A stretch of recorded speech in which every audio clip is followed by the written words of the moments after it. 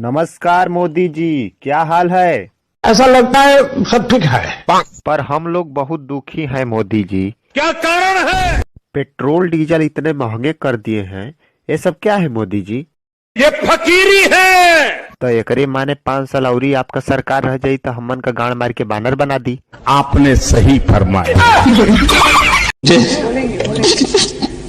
बोले इस सज्जन को क्या तकलीफ है भाई? क्या तकलीफ है इनको? हमारे यूपी के जो सब रणुए हैं उनको बहुत तकलीफ है मोदी जी। और जो सबसे भयंकर रणुआ है उनको देखिए क्या हाल है। देखिए गाँव भर कहता भड़ुआवता रोवता रड़ुआवाले भौजी।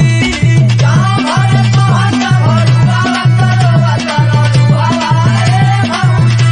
रोवता रड़ुआवाले भौजी।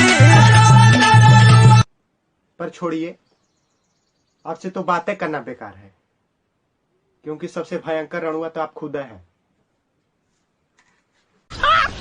मस्त जोक मारा रे। ये हंस रहे हलकट हंस।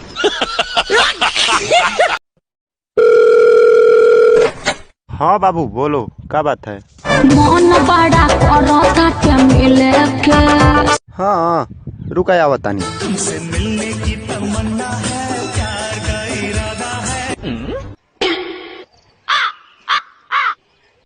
पर क्या करूं, पेट्रोल का दाम इतना ज्यादा है।